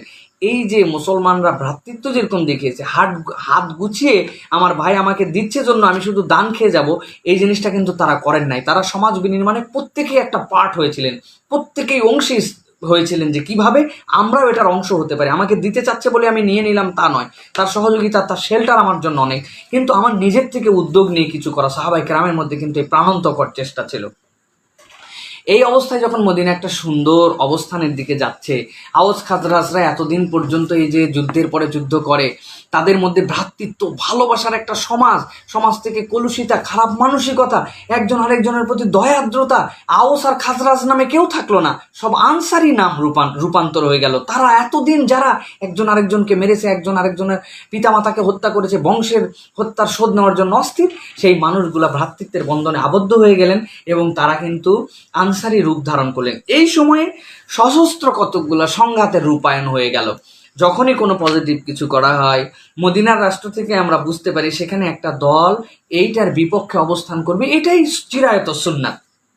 আমরা দেখতে পাচ্ছি ইতিপূর্বে যে মুসলমানদের উপর মক্কার কাফেরদের জুলুম, অত্যাচার, নিপীড়ন যেগুলো ছিল, সেগুলো বিষয়ে আমরা কিন্তু কম বেশি আপনাদের কাছে আলোকপাত করেছি। এখানে একটা ঘটনা ঘটে গেল যে আবদুল্লাহ ইবনে উবাই তার এক সহযোগীর মাধ্যমে মক্কাবাসীর কাছে লিখলো যে আপনারা যে নিশ্চিন্ত হয়ে মক্কাতে বসে আছেন, আপনারা যদি নিশ্চিন্ত হয়ে থাকেন, সেদিন আপনাদের সামনে খুবই নিকটস্থ যখন মোহাম্মদ তার বাহিনী নিয়ে আপনাদের কাছে যে আপনাদের খাবার কেড়ে নিয়ে চলে আসবে, এরকম উত্তেজনাপূর্ণ একটা চিঠি নিয়ে বলল যে চিন্তা করবেন না, আমি মদিনার ভিতরে আছি, আমি আপনাদেরকে পূর্ণ সহায়তা করব এবং এই সহায়তার জন্য আমি আপনাদের কাছে এগিয়ে থাকবো। এইরকম একটা চিঠি দিয়ে আবদুল্লাহ ইবনে উবাই মক্কায় মুশরিকদেরকে যুদ্ধের জন্য প্রস্তুত করার জন্য পাঠালো। ঠিক এরকম সময়ে যখন যুদ্ধর মক্কার লোকেরা আসবে, আবার মদিনার লোকেরাও আবদুল্লাহ ইবনে উবাইয়ের প্ররোচনা একটা এগিয়ে যাচ্ছিল, বিশেষ করে ইহুদিদের মধ্যে থেকে প্ররোচনা ছিল, ঠিক তখন আবদুল্লাহ ইবনে উবাই এই যুদ্ধ থেকে এগিয়ে যাওয়ার মতো মন মানসিকতা নিয়ে যখন আক্রমণ করবে এরকম অবস্থা হলো, তখন সলভ করার জন্য মুসলমানদের মধ্যে থেকে একটা গোত্র তখন কুরাইশদের মধ্যে থেকে চলে যান, এবং যাওয়ার পরে তার সাথীরা বুঝতে পারে যে আবদুল্লাহ ইবনে উবাইয়ের ক্ষমতাটা ঠিক ভিতরে কতটুকু এবং সে কতটুকু আমাদের কাছে বাহির থেকে আক্রমণ করার জন্য এসেছে। এইটা বোঝার পরে পর্দার অন্তরালে কুরাইশরা এই বিষয়টা অনুভব করে, এইটা যোগাযোগ যখন নিজেদের মধ্যে অব্যাহত ছিল, তখন সেখান থেকে তারা চলে যায়। এই যুদ্ধটা ঠিক মতো তখন সংগঠিত হয় না, কিন্তু এইটা চলে যাওয়ার পরে আল্লাহ রাব্বুল আমিনের ইশারা হচ্ছে আবদুল্লাহ ইবনে উবাইয়ের যে রূপ, মুসলমানরা কিন্তু শেষ দিন পর্যন্ত আবদুল্লাহ ইবনে উবাই তাকে বলেছে এবং মুসলমানরা কেউই তাকে মুনাফিক বলে কিন্তু ডাকেন নাই, কিন্তু এই প্রথম ষড়যন্ত্রের মাধ্যমে তার এই রূপটা প্রকাশ পেয়ে যায়। এক্ষেত্রে তার একটা হতাশা ছিল, যে হতাশাটা আপনাদের মনে থাকার কথা, আপনাদের কাছে আমি আলোচনা করেছি। আউস এবং খাজরাজ কিন্তু আবদুল্লাহ ইবনে উবাইকে তাদের গোত্রের প্রধান বানানোর জন্য একটা মুকুটও বানিয়েছিল, যে সেই আমাদের এখন থেকে প্রধান হবে এবং তাকে আমরা বছরে যে বাইয়াতুল আকাবা সানিয়া হলো, বা যেটাকে আমরা বলেছি আপনাদের কাছে বড় আকাবার শপথ, সেই শপথের পরে রাসূল আকরাম সাল্লাল্লাহু আলাইহি সাল্লাম মদিনায় চলে আসলেন, পরিবেশ তৈরি হয়ে গেল। এইভাবে রাসূল আকরাম সাল্লাল্লাহু আলাইহি ওয়াসাল্লামের কারণে তার নেতৃত্ব পাওয়া হয় না, এটা ছিল তার একটা মনোকষ্টের কারণ। এর পরবর্তীতে আমরা দেখতে পেলাম প্রথম স্টেপ তাহলে গেল কুরাইশদের প্রথম ষড়যন্ত্র, যেটা আবদুল্লাহ ইবনে উবাইয়ের মাধ্যমে ইসলামের বিপক্ষে। দ্বিতীয় হচ্ছে মুসলমানদের জন্য মসজিদে হারামকে বন্ধ ঘোষণা করে দেওয়া হলো, মসজিদে হারামে কোনো মুসলমানরা তওয়াফ সাই করতে যেতে পারবে না। এটার একটা ঘটনা আছে যে একজন লোক ছিলেন, এই আবু সাফওয়ানের মেহমান হিসেবে মক্কা থেকে রাসূল আকরাম সাল্লাল্লাহু আলাইহি ওয়াসাল্লামের প্রিয় সাহাবী সাদ ইবনে মুআয রাদিয়াল্লাহু তাআলা আনহু মদিনায় গিয়েছিলেন। যাওয়ার পরে সাফওয়ানকে বললেন, হে সাফওয়ান, আমি একটু এমন একটা সময় তওয়াফ করতে চাই যে সময়টাতে নিরিবিলি থাকে। তখন তিনি দুপুর বেলা এই সাফওয়ান মুআয রাদিয়াল্লাহু তাআলা আনহুকে নিয়ে তওয়াফ করছেন। আবু জেহেল তাকে দেখে বলল যে তোমাকে তো খুব মনোযোগের সাথে সাদ ইবনে মুআয তওয়াফ করতে দেখছি, তোমরা কি মনে করছো যে এই খুব আরাম করে তুমি যেরকম তওয়াফ করছো, তোমার সাথীরা কেউ যদি এসে মক্কায় তওয়াফ করে আর তুমিও যদি সাফওয়ানের মেহমান না হতে তোমাকে এরকম করতে দিতাম, তোমাকে তাহলে মক্কার থেকে যতটুকু লাঞ্ছিত করতে হয় এবং লাঞ্ছনা দিয়ে তোমাকে বের করে দিতাম। তখন সাদ ইবনে মাআজ রাদিয়াল্লাহু তাআলা একটা অসীম সাহসের উত্তর দিয়েছিলেন। তিনি বলেন, আবু জেহেল, অত বড় বড় কথা বলো না। তোমাদের বাণিজ্য কাফেলা যেগুলো ইয়াসরিবের পাশ দিয়ে যায়, আমি সাদ ইবনে মাআজের যে কত বড় দরকার আছে সেখানে, তুমিও সেটা টের পাবে। তুমি যদি আমাদেরকে নির্বিঘ্নে তওয়াফ করতে না দিতে, তাহলে আমিও তোমার কাফেলাগুলা কেমন করে নির্বিঘ্নে ইয়াসরিবের অঞ্চল পার করে সেটাও আমি দেখে নিতাম। এই কথা শুনে আবু জেহেলের মুখটা চুপসাই গেল। এরপরে মুহাজিরদেরকে কুরাইশদের হুমকি, যেটা রসুল আকরাম সাল্লাল্লাহু আলাইহি সাল্লামের যে সকল সাহাবীরা রসুল আকরাম সাল্লাল্লাহু আলাইহি সাল্লামের কাছে থাকতেন, রসুল আকরাম সাল্লাল্লাহু আলাইহি সাল্লামের পক্ষ থেকে এরকম একটা চিন্তা হলো এরপরে যে তারা গুপ্তচর পাঠায়ে মদিনায় রসুল আকরাম সাল্লাল্লাহু আলাইহি সাল্লামকে হত্যা করে ফেলবে। রসুল আকরাম সাল্লাল্লাহু আলাইহি সাল্লাম রাত্রে কিছু সময় ঘুমাতেন, কিছু সময় জেগে থাকতেন। আয়েশা রাদিয়াল্লাহু তাআলা আনহা থেকে এটা হাদিসের মধ্যে এসেছে যে একদিন রাত্রে রসুল বললেন, কোনো একটা ভাই যদি আমাকে পাহারা দিতেন তাহলে কতই না উত্তম হতো যে আমি রাত্রে কিছু সময় বিশ্রাম করতে পারতাম। সমাজ বিনির্মাণে রাসূলুল্লাহ সাল্লাল্লাহু আলাইহি ওয়াসাল্লাম ক্লান্ত হয়ে যেতেন। এমন সময় হঠাৎ করে অস্ত্রের ঝনঝনানি শোনা গেল। সাদ ইবনে আবি ওয়াক্কাস রাদিয়াল্লাহু তাআলা আনহু। রাসূল আকরাম সাল্লাল্লাহু আলাইহি ওয়াসাল্লাম বললেন, এখানে কে? সাদ ইবনে আবি ওয়াক্কাস রাদিয়াল্লাহু তাআলা আনহু বললেন, আমি সাদ, ইয়া রাসূলুল্লাহ। কেন এসেছো? বলে, আমি আপনার ব্যাপারে আশঙ্কা পেশ করছি, এই জন্য আমি আপনাকে পাহারা দেওয়ার জন্য এসেছি। আপনি ঘুমাতে পারেন ইয়া রাসূলুল্লাহ। আল্লাহ রসুল সাদ ইবনে আবি ওয়াক্কাসের জন্য বরকতের দোয়া করলেন যে সাদ আমাকে নিরাপত্তা দিতে এসেছে। বুখারীর মধ্যে হাদিসগুলো এসেছে, আল্লাহর রাস্তায় রাত জাগরণকারীর যে ফজিলত, সেটার মধ্যে সাদ ইবনে আবি ওয়াক্কাস তিনি হচ্ছেন প্রথম আল্লাহর রাস্তায় রাত জাগরণকারী। রাসূল সাল্লাল্লাহু আলাইহি ওয়াসাল্লামকে মদিনায় পাহারা দিয়েছিলেন। এভাবে রাসূলুল্লাহ সাল্লাল্লাহু আলাইহি ওয়াসাল্লামকে হত্যার জন্য তারা চেষ্টা করছিল এবং এরকম ষড়যন্ত্র চলছিল। বছরে আল্লাহ রাব্বুল আমিন আয়াতে কারিমা অবতীর্ণ করেন, আল্লাহু ইয়াসিমুকা মিনান নাস। এই আয়াতের মাধ্যমে আল্লাহ বলেন, আপনি চিন্তা করবেন না, মানুষ আপনার কোনো ক্ষতি করতে পারবে না। এই ক্ষতির থেকে আল্লাহ রাব্বুল আমিন আপনাকে নিরাপত্তা দিলেন। এরপর থেকে রাসূলুল্লাহ সাল্লাল্লাহু আলাইহি ওয়াসাল্লামের নিরাপত্তাকে উঠিয়ে নেওয়া হয় এবং রাসূল আকরাম সাল্লাল্লাহু আলাইহি ওয়াসাল্লামের জন্য মানুষ কর্তৃক আর কোনো বডিগার্ড বা নিরাপত্তা কর্মী সেখানে আর রাখা হয় নাই। এরপরে ইসলামের অন্যতম বড় দিক চলে আসতে শুরু করলো। বাধা বিপত্তি ষড়যন্ত্র যখন চতুর্মুখী হতে লাগলো, মক্কার কুরাইশরা যখন অনুভব করতে শুরু করলো যে আমাকে সাদের মতো লোকেরা যে হুমকি দিয়ে যাচ্ছে, সত্যি দুদিন পরে এই হুমকি বাস্তবে রূপ ধারণ করবে, তখন আমাদের কি অবস্থা হবে। এই যখন তাদের মনে মনে অনুপ্রেরণা এবং বিভিন্ন দিক থেকে তারা যখন যুদ্ধের দিকে এগিয়ে যাচ্ছে, আল্লাহ রাব্বুল আমিন তখন রাসূল আকরাম সাল্লাল্লাহু আলাইহি ওয়াসাল্লামকে যুদ্ধের অনুমতি দেন। এই যুদ্ধের অনুমতি সম্পন্ন যে আয়াতটা, এটাও কিন্তু একটা রাষ্ট্রের ভিত্তির ভিত্তিতে। এখানে অনেক কথা আছে, কিন্তু যে কথাগুলি এখন সংক্ষিপ্ত সময়ে বলা একটু কঠিন। আল্লাহ রাব্বুল আমিন আয়াতে কারিমা নাযিল করলেন, আল্লাযীনা ইম্মাক্কান্নাহুম ফিল আরদ আকামুস সালাহ ওয়া আতাউজ যাকাহ ওয়া আমারু বিল মারুফ ওয়া নাহু আনিল মুনকার। আল্লাহ রাব্বুল আমিন এই যে চারটা নির্দেশনা দিলেন, তো এখানে বললেন যাদেরকে আল্লাহ রাব্বুল আমিন ক্ষমতায় অধিষ্ঠিত করেছেন, তাদের দায়িত্ব হচ্ছে সালাত কায়েম করবে, যাকাত আদায় করবে, সৎ কাজের আদেশ, অসৎ কাজ থেকে বারণ করবে। এটাই মূলত প্রত্যক্ষভাবে মদিনার রাষ্ট্র ব্যবস্থা কায়েম হওয়ার পরে আল্লাহ রাব্বুল আমিনের পক্ষ থেকে যুদ্ধের একটা অনুমতি চলে আসলো। এরপরে রাসূল আকরাম সাল্লাল্লাহু আলাইহি ওয়াসাল্লাম কতগুলা পরিকল্পনা গ্রহণ করেন। এই দুটো পরিকল্পনার কথা আপনাদের কাছে বলবো, যে রাসূল আকরাম সাল্লাল্লাহু আলাইহি ওয়াসাল্লাম মুসলমানদের নিয়ন্ত্রণ সীমানা বিস্তৃত, যে মুসলমানরা কোন পর্যন্ত নিয়ন্ত্রণ করবে, মুসলমানদের একটা নিয়ন্ত্রণ সীমানা থাকবে, যে সীমানা পর্যন্ত মুসলমানরা বিস্তৃত থাকবে। এক্ষেত্রে দুটো পরিকল্পনা আল্লাহ রাসূল সাল্লাল্লাহু আলাইহি ওয়াসাল্লাম এই আয়াতে কারিমার পরবর্তীতে গ্রহণ করেন। একটা হচ্ছে, যেসব গোত্র মক্কা থেকে সিরিয়াগামী বাণিজ্য পথ এবং এর আশপাশে মদিনায় বসবাস করছে, সিরিয়ায় মক্কা থেকে সিরিয়ায় যে সকল বাণিজ্য কাফেলা যায় তার আশপাশে বসবাস করছে, তাদের সাথে বন্ধুত্ব এবং অনাক্রমণ চুক্তি সম্পাদন করা। আপনারা কি বুঝতে পেরেছেন কিনা এই কথার মানেটা? মক্কা থেকে একটা দল যাবে ইয়াসরিবের পার দিয়ে। ইয়াসরিব তো ছোট জায়গা না, অনেক বড় ওয়াইড, কিন্তু যেই রাস্তাটা দিয়ে সিরিয়াতে যাবে তাদের আশপাশে যে সকল গোত্ররা আছে তাদের সাথে রাসূল সাল্লাল্লাহু আলাইহি ওয়াসাল্লাম বন্ধুত্বপূর্ণ এবং অনাক্রমণ, যে তারা গেলে তাদেরকে অযথা আক্রমণ করা যাবে না। তারা চিন্তা করতে পারে এখন মদিনায় আমরা পাওয়ারে চলে আসছি, রাসূল আকরাম সাল্লাল্লাহু আলাইহি ওয়াসাল্লাম এখানে আসেন, আমাদের শক্তি আছে, এতদিন আউস খাজরাজের বিভেদ ছিল, ইহুদিদের সাথে চুক্তি হয়েছে, এখন আমাদের সাথে শক্তিশালী কে আক্রমণ করা দিতেন রাসূল সাল্লাল্লাহু আলাইহি ওয়াসাল্লাম না, এই আক্রমণ করা যাবে না, কিন্তু তার একটা সীমানা থাকবে, অনাক্রমণ চুক্তি তাদের সাথে রাসূল আকরাম সাল্লাল্লাহু আলাইহি ওয়াসাল্লাম করলেন। দ্বিতীয়ত সেই পথে টহলদারি কাফেলা প্রেরণ করলেন।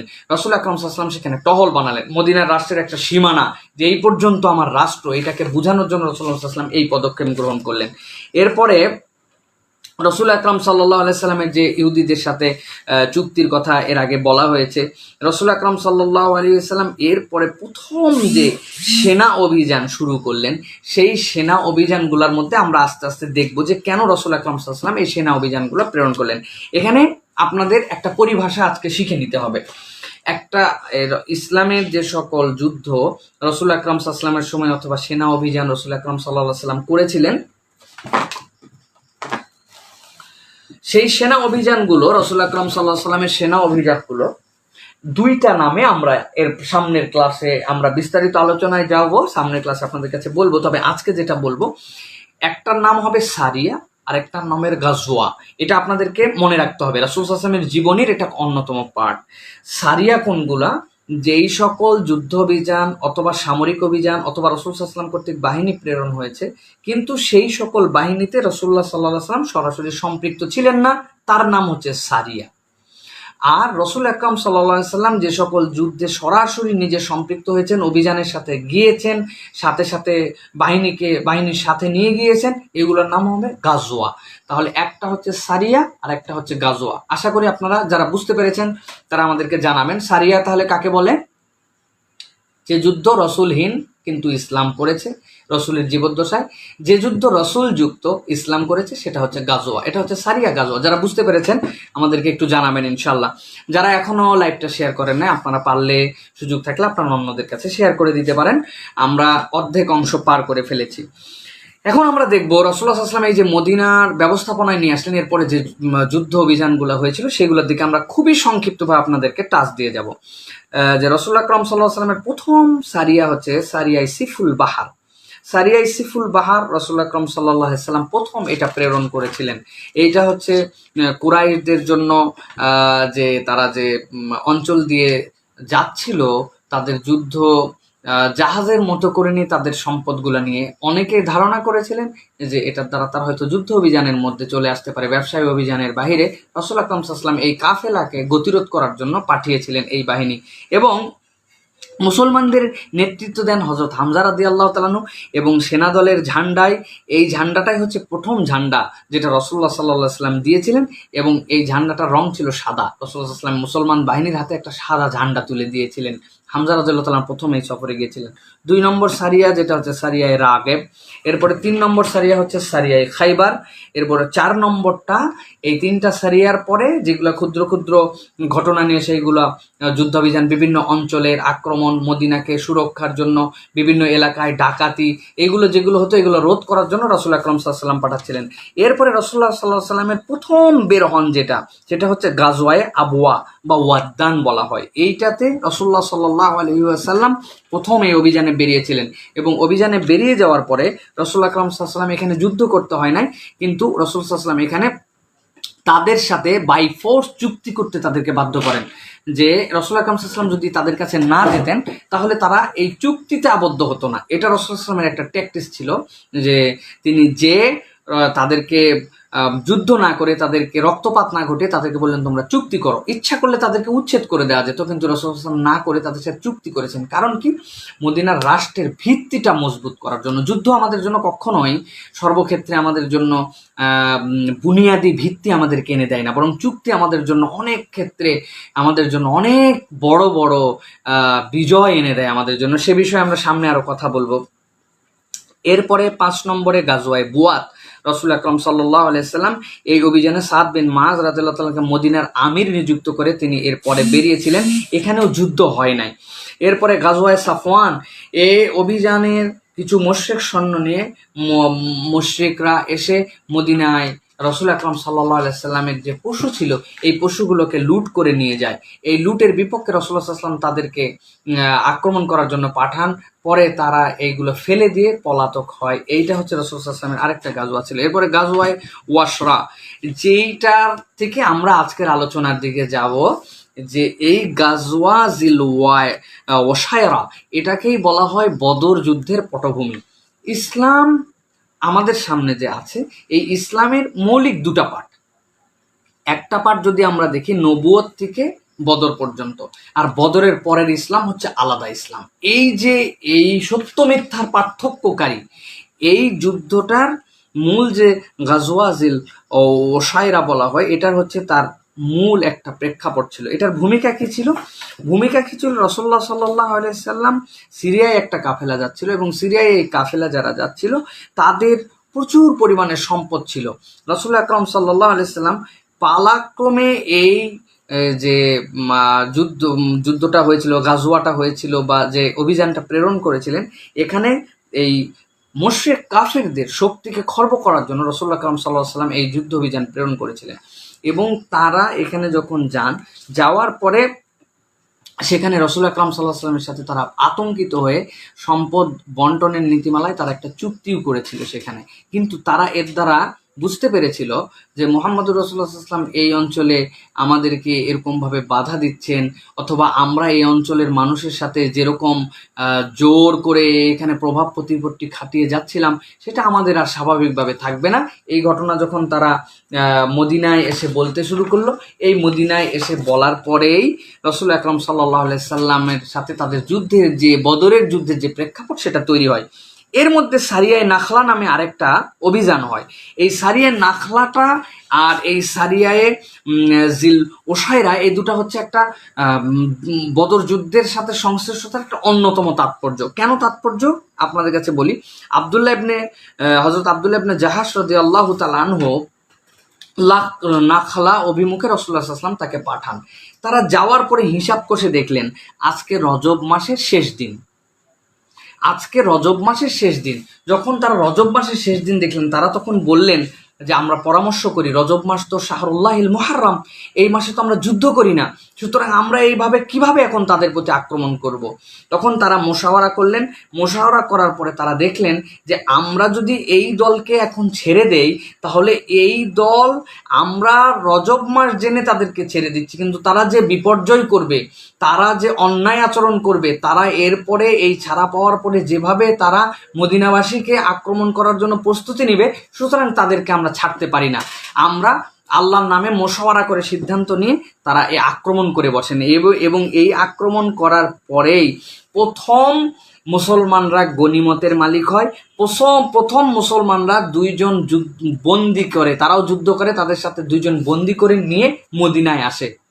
কিন্তু মজার বিষয় হচ্ছে, এই খবর যখন মদিনার এই যুদ্ধের খবর যখন মক্কায় পৌঁছায় যায়, তারা ব্যাপকভাবে অপপ্রচার করতে শুরু করে যে মুহাম্মদ শেষ পর্যন্ত আল্লাহর মাসকেও মানে না, সে আবার কিভাবে আল্লাহর দলে, আল্লাহর দিকে আমাদেরকে আহ্বান করে, সে নিজেই তো আল্লাহর মাস মানে না, আমাদেরকে সে আক্রমণ করেছে, তারা আমাদেরকে হত্যা করেছে, আমাদের সাথীকে, আমাদেরকে বন্দি করে নিয়ে গেছে, আমাদের মাল সম্পদ তারা যেগুলা যুদ্ধলব্ধ সেগুলো নিয়ে চলে গেছে, কিসের সে আল্লাহর দিকে ডাকে। আল্লাহ রাব্বুল আমিন এই সময় সূরা বাকারার 217 নম্বর আয়াতে কারিমা অবতীর্ণ করেন। আল্লাহ কাফির মুশরিকদেরকে কাট্টা জবাব দিয়েছেন। আল্লাহ রাব্বুল আমিন বলেছেন, ইয়াসআলুনাকা আনিশ শাহরিল হারামি কিতালুন ফীহ, তারা আপনাকে বলে যে শাহরুল হারামের ভিতরে কিতাল হয়, এটা কেমন, এটা কত খারাপ, যে এটা তো কিতাল করার মাস নয়। আল্লাহ বলছেন, কুল কিতালুন ফীহি কাবীর, আপনি বলেন হ্যাঁ, এর মধ্যে কিতাল করা, এর মধ্যে যুদ্ধ করা বড়ই অন্যায়। সাথে সাথে বলেন ওয়াসাদ্দুন আনিস সাবিল, কিন্তু কিতাল করা অন্যায়, কিন্তু এই মাসের মধ্যে আল্লাহর রাস্তা থেকে যাদেরকে সরিয়ে রাখা হচ্ছে সেটা কেমন। আল্লাহ রাব্বুল আমিন কি ভাষা ব্যবহার করছেন, কিতাল বড়, কিন্তু আল্লাহর রাস্তা থেকে যাদেরকে সরিয়ে রাখা হচ্ছে এটা এই মাসের মধ্যে অন্যায় নয়। আল্লাহ বলছেন ওয়াসাদ্দু আন সাবিলিল্লাহি ওয়া কুফরুম বিহি, আর কুফরি করা তার সাথে এই মাসের মধ্যে, সেটা কি অন্যায় হচ্ছে না। ওয়াল মাসজিদুল হারাম ইখরাজুন আহলিহি মিনহু, আকবারু ইনদাল্লাহ, তাদের কাছে বলে দেন যে আর এই মাসের মধ্যে আল্লাহর ঘর থেকে তাদেরকে বের করে দিলে তাদেরকে তোমরা তওয়াফ সাই করতে দাও না, এটা কি আল্লাহর কাছে বড় নয়? অবশ্যই রজব মাসে যুদ্ধ করা বড়, তবে আল্লাহর কাছে আল্লাহর ঘর থেকে বের করে দেওয়া, আল্লাহর দিক থেকে পরাকাষ্ঠ করা, আল্লাহ রাব্বুল আলামিনের পথ থেকে অন্যকে সরায় রাখা, এগুলো আল্লাহর কাছে তার থেকে বড় অপরাধ। আল্লাহ রাব্বুল আলামিন তাদেরকে উত্তর দিয়ে দিলেন, ওয়াল ফিতনাতু আকবারু মিনাল কতল। আল্লাহ রাব্বুল আলামিন বললেন, আর জেনে রাখো তোমাদের এই হত্যা করা হয়েছে, তোমরা এটাকে শাহরুল্লাহিল মুহাররমের হত্যা বলছো, জেনে রাখো ওয়াল ফিতনাতু আকবারু মিনাল কতল, নিশ্চয় ফিতনা এবং ষড়যন্ত্র কতলের থেকে অনেক অংশে বড়। আল্লাহ রাব্বুল আলামিন মুসলমানদেরকে রুখসত দিয়ে দিলেন, মুসলমানদের মনের মধ্যে শান্তি হলো।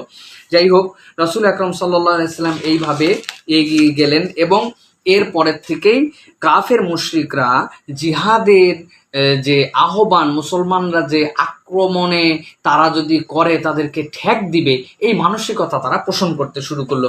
এইভাবে রাসূল আকরাম সাল্লাল্লাহু আলাইহি ওয়াসাল্লামের প্রতি এই জিহাদের বার্তাও আসলো এবং এই আক্রমণের পরে আব্দুল্লাহ ইবনে জাহাসের নেতৃত্বের অভিযানের পরে মক্কার কুরাইশরা এতদিন পর্যন্ত যে আশঙ্কা করছিল, আমরা কয়েকবার বলেছি আপনাদের কাছে, ওদের আশঙ্কা প্রমাণিত সত্য হয়ে গেল যে আমরা এই রাস্তা দিয়ে যদি এখন আমাদের সিরিয়াতে সফরে যাই আর সিরিয়ায় বাণিজ্য দুইবার না গেলে মক্কার কুরাইশদের ভাব ডাব ফুটানি কাপড় চোপড় কিছুই তাদের থাকতো না।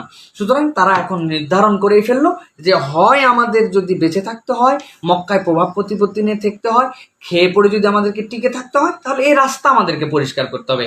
রাস্তা পরিষ্কার করার সূত্র কি? মক্কার থেকে মদিনায় যে মুহাম্মদুর রাসূলুল্লাহ যেই একটা সমাজ ব্যবস্থা প্রতিষ্ঠিত করেছে এবং তার বাহিনী আমাদেরকে যে আক্রমণ করছে, পুরো বাহিনীকে আমাদেরকে পর্যুদস্ত করতে হবে। এই পর্যুদস্ত করতে হলে আমাদেরকে একটা সামরিক অভিযান লাগবে। বদরে এবার আমরা আসবো ইসলামের প্রথম সিদ্ধান্তকরণ সামরিক অভিযান, যার নাম হচ্ছে বদর। আজকে আমরা বদরের প্রেক্ষাপটটা নিয়ে কিছু কথাবার্তা বলবো। আগামী পর্বে কিন্তু আমাদের মূল বিষয় থাকবে রাসূল আকরাম সাল্লাল্লাহু আলাইহি ওয়াসাল্লামের যাবতীয় মদিনার যে অভিযানগুলো, এই অভিযানগুলোর সামারি আমরা নিয়ে আসবো। 10টি ক্লাস, অত্যন্ত সংক্ষিপ্ত সময় আমরা আপনাদের কাছে রাসূল সাল্লাল্লাহু আলাইহি ওয়াসাল্লামের সব জীবনের পাঠগুলোর একটা ধারণা দিয়ে রাখতে চাচ্ছি। যারা আমাদের সাথে শরীক হন, আমি কয়েকবার আপনাদের কাছে বলেছি যে মোবাইল হাতে ধরে থাকেন, বেশিরভাগ মানুষ আমাদের ফোনে শেয়ার করেন নিজেদের টাইম লাইন থেকে, বসে থেকে 1 ঘন্টার সময় আপনারা দেন। সুবহানাল্লাহ, রাসূল আকরাম সাল্লাল্লাহু আলাইহি ওয়াসাল্লামের জীবনী থেকে হয়তো জানা কথাই আপনাদের কাছে রিপিট করছি, কিন্তু আমার নবীর জীবনী, আমাদের অন্তরের মধ্যে এটা প্রভাব আছে। রাসূল আকরাম সাল্লাল্লাহু আলাইহি ওয়াসাল্লাম থেকে একদম পরিষ্কার এটা প্রমাণ। রাসূল সাল্লাল্লাহু আলাইহি ওয়াসাল্লামের জীবনী যদি আমরা পড়ি, আমাদের অন্তরের মধ্যে অবশ্যই আল্লাহর পক্ষ থেকে রহম আসবে এবং প্রভাব আসবে। এই জন্য আমি বলবো বৃহৎ পরিসরে আমাদের কিন্তু জীবনী পাঠ করা দরকার। আমরা সংক্ষিপ্তভাবে কিছু টাচ আপনাদের কাছে দিচ্ছি। বদরে আমরা ঢুকি। তাহলে রাসূল আকরাম সাল্লাল্লাহু আলাইহি ওয়াসাল্লামের বদরের মূল প্রেক্ষাপট ছিল যে মক্কার একটা কাফেলা, যেটাতে আবু সুফিয়ান নেতৃত্ব দিচ্ছিলেন, যেই কাফেলার পিঠে সেই সময়ের হিসাবে বলেছে 250,000 দিনার, 262 কিলোগ্রাম স্বর্ণ সমপরিমাণ তার সম্পদ ছিল। এত বড় একটা কাফেলা। রাসূল আকরাম সাল্লাল্লাহু আলাইহি সাল্লাম আবু সুফিয়ান সহ এই কাফেলাকে তখন এই বাহিনীকে যেন এই কাফেলা সিরিয়া থেকে মক্কার ফেরার পথে রাসূল সাল্লাল্লাহু আলাইহি সাল্লাম তাদেরকে আটকানোর উদ্যোগ গ্রহণ করেন যে তাদেরকে আটকাতে হবে। এই শক্তি সঞ্চয় করে তারা যাওয়ার পরে এমন তাদের প্রভাব প্রতিপত্তি এবং তাদের রাগঢাক হবে যে তারা অত্যাচারের মাত্রা বৃদ্ধি করবে। তারা মদিনা এবং যে মদিনার যে সকল বিপক্ষ অবস্থান নিচ্ছে এইগুলাকে তারা আরো সমৃদ্ধ করবে, এই জন্য এই বাহিনীকে আমরা আটকায় দিব। রাসূল আকরাম সাল্লাল্লাহু আলাইহি ওয়াসাল্লামের এই ঘোষণা প্রচার হওয়ার পরে ইসলামে রাসূল আকরাম সাল্লাল্লাহু আলাইহি ওয়াসাল্লাম বাহিনীর সৈন্য এবং দায়িত্ব বন্টন করেন। রাসূল আকরাম সাল্লাল্লাহু আলাইহি ওয়াসাল্লাম তখন ঘোষণা দেন যে এই বাহিনীটাকে আমাদেরকে ঠেকাতে হবে। এই বাহিনী ঠেকানোর জন্য যারা যারা তোমরা আমাদের সাথে যেতে চাও তোমরা যেতে পারো। এই কথাটা এই জন্য বললাম, মদিনায় যখন রাসূল আকরাম সাল্লাল্লাহু আলাইহি ওয়াসাল্লাম আহ্বান করেছিলেন এবং চুক্তি করেছিলেন, মদিনার বাহিরে কোথাও যে মদিনার যারা অধিবাসী তারা আক্রমণ করা অথবা মদিনার রাষ্ট্রকে কোনো দুষ্কৃতিকারের থেকে বাঁচানোর জন্য তাদের জন্য জোর ছিল না। তারা স্বেচ্ছায় যেতে পারতেন অথবা থাকতেও পারতেন। এই জন্য রাসূল আকরাম সাল্লাল্লাহু আলাইহি ওয়াসাল্লাম তাদের মধ্যে থেকে ডাক দিলেন যে তোমরা যারা যারা যেতে চাও তারা তোমরা আমার সাথে যেতে পারো। এই জন্য অধিকাংশই মদিনায় থেকে যান। একটা রেওয়ায়াতে এসছে 313 জন রাসূল আকরাম সাল্লাল্লাহু আলাইহি ওয়াসাল্লামের সাথে যান, আরেকটাতে আসছে 314, আরেকটা আছে 317 জন। তবে আমাদের কাছে প্রসিদ্ধ এবং আমাদের কাছে সকলে আমরা জানি রাসূল আকরাম সাল্লাল্লাহু আলাইহি সাল্লাম 313 জনের কাফেলা নিয়ে মদিনার উদ্দেশ্যে রওনা হন। এই যে মদিনার উদ্দেশ্যে রওনা হন, রাসূলুল্লাহ সাল্লাল্লাহু আলাইহি ওয়াসাল্লাম এখানে একটা নতুন ব্যবস্থাপনা দান করেন। এই প্রথম মদিনার অধিকাংশ মানুষজনকে নিয়ে রাসূলুল্লাহ সাল্লাল্লাহু আলাইহি ওয়াসাল্লাম বের হচ্ছেন।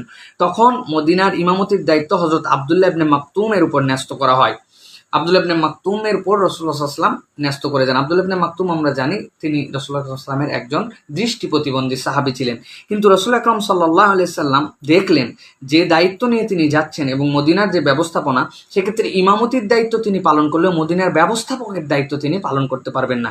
এই জন্য রাসূল আকরাম সাল্লাল্লাহু আলাইহি ওয়াসাল্লাম লোবাবা ইবনে আব্দুল মুনজিরকে মদিনার ব্যবস্থাপক বানায় পাঠান। তাহলে কি বোঝা গেল? সর্বক্ষেত্রে ইমামই যে সব দিক দিয়ে ব্যবস্থাপনা করতে পারবেন বিষয়টা এটা নয়। আমি বারবার বলছি, রাসূলুল্লাহ সাল্লাল্লাহু আলাইহি ওয়াসাল্লামের জীবন থেকে কিন্তু আমাদের প্রত্যেকটা ক্ষেত্রেই শিক্ষা নিতে হবে। ইমাম তিনি ইমামতির জায়গায়, কিন্তু ব্যবস্থাপনার ক্ষেত্রে একজন ইমামই এক যোগ্য হতে পারেন, কিন্তু সর্বক্ষেত্রে নাও হতে পারেন। সেখানে ব্যবস্থাপক আলাদা থাকতে পারে। রাসূল সাল্লাল্লাহু আলাইহি ওয়াসাল্লাম দুইটা পদ সৃষ্টি করলেন এখানে, ইমাম হিসাবে তিনি এবং ব্যবস্থাপনা হিসাবে বের হয়ে আসার পরেও তাকে আবার পাঠালেন যে তুমি মদিনায় এই কয়দিনের ব্যবস্থাপনা করবে, আমরা বাইরে যাচ্ছি বড় অভিযানে। বদর অভিমুখে যাত্রা।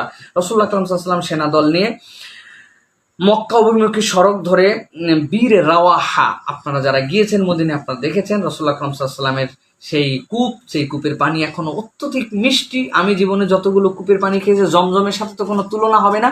বীরে রাওয়াহার পানি এখনো অদ্ভুত লাগে, সুবহানাল্লাহি বিহামদি। আমি জানি না, যদি অথেন্টিক কোনো সূত্র থেকে আমাদের কাছে এটা পৌঁছায় না। সেখানকার মানুষজন বলে নবীজি সেখানে থুতু নিক্ষেপ করেছিলেন, সেই থুতুতে বীরে রাওয়াহার পানি উঠেছিল। পানি কিন্তু মিষ্টি এখন পর্যন্ত, এরকম অদ্ভুত পানি আমি খাই নাই এখন পর্যন্ত। তো এই বীরে রাওয়াহা এই পথ ধরে রাসূলুল্লাহ সাল্লাল্লাহু আলাইহি ওয়াসাল্লাম রওনা হলেন বদরের দিকে। মক্কায় বিপজ্জনক অবস্থার খবর একটা প্রেরণ করো। মক্কায় খবর চলে গেল যে রাসূল আকরাম সাল্লাল্লাহু আলাইহি ওয়াসাল্লাম তোমাদের যে কাফেলা আসতেছে এই কাফেলাকে আক্রমণ করার জন্য বেরিয়েছেন। তোমরা যদি বাঁচতে চাও দ্রুত তোমরা এখান থেকে বাঁচার জন্য চেষ্টা করো।